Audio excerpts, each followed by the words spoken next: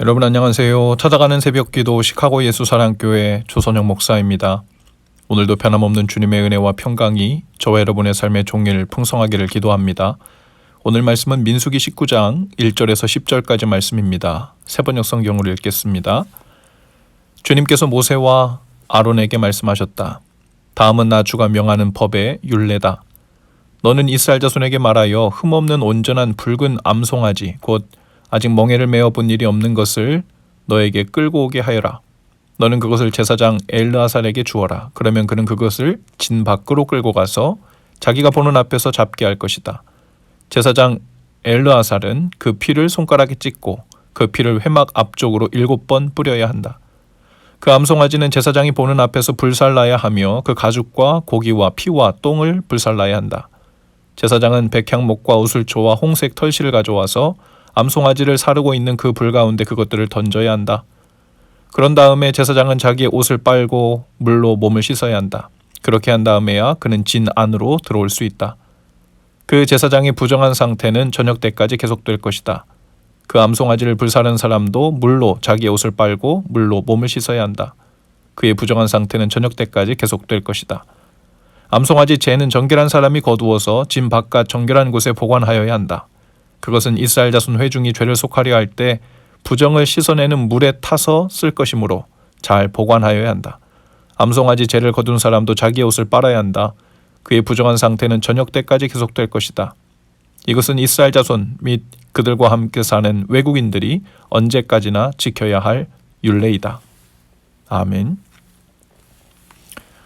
이스라엘 진영은 항상 하나님 앞에서 정결해야 했습니다. 무엇보다 하나님의 성막은 부정한 자들을 통해 더럽혀져서는 안 되었지요. 그래서 부정하게 된 사람들은 정결 예식을 통해서 속히 깨끗함을 받아야 했습니다. 부정하게 되는 이유가 많이 있었지만 그 중에서도 동물이나 사람의 죽은 사체를 만지면 부정하게 되었지요.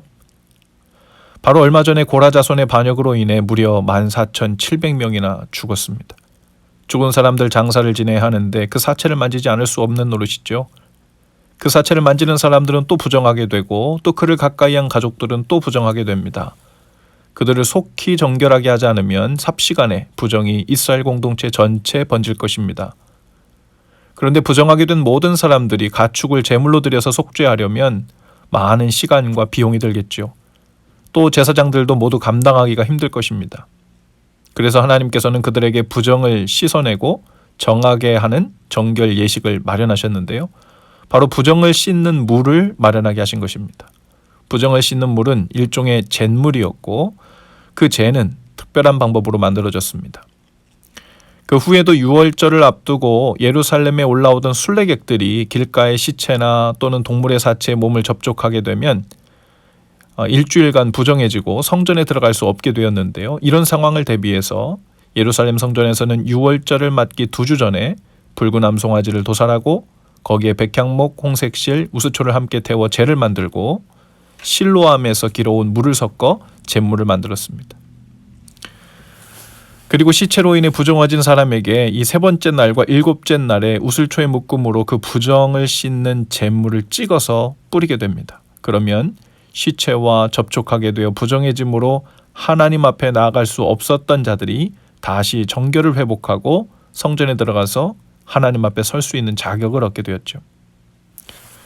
유대 랍비들의 해석에 의하면 이 붉은 암송아지의 잿물은 정결하게 하는 능력이 아주 뛰어나서 한 방울만 맞아도 묻어도 정결함을 회복할 수 있다고 했습니다. 그냥 송아지가 아니라 붉은 암송아지였던 이유는 그 색이 죄를 정하게 하는 피의 색깔을 닮았기 때문이고 암송아지라는 말은 생명을 잉태하는 암송아지로 말미암아 죄사함 후에 생명의 사건이 시작된다는 의미를 담고 있죠.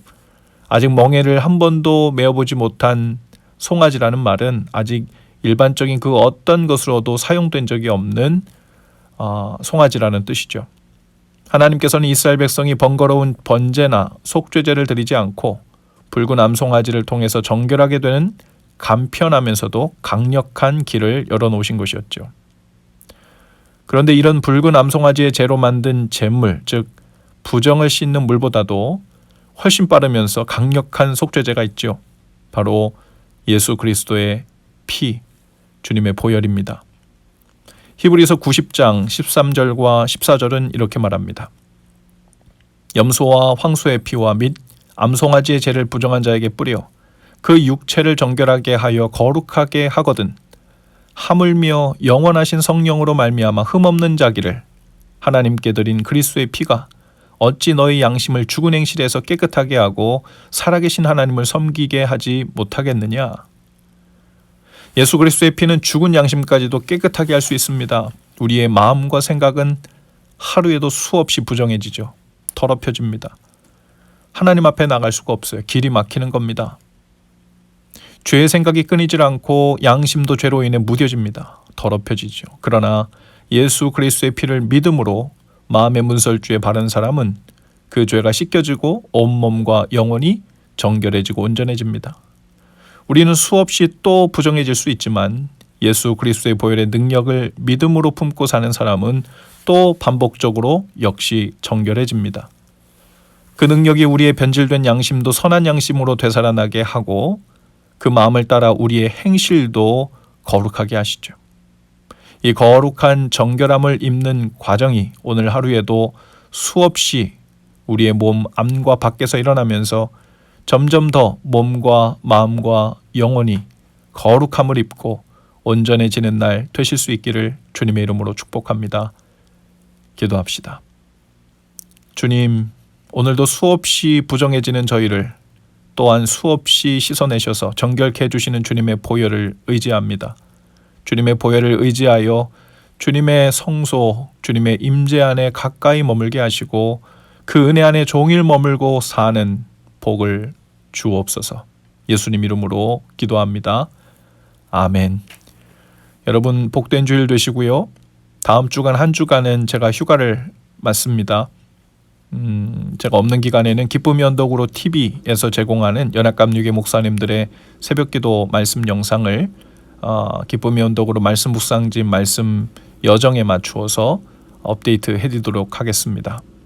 한 주간 승리하시고요. 오늘도 예수 사랑으로 화이팅입니다.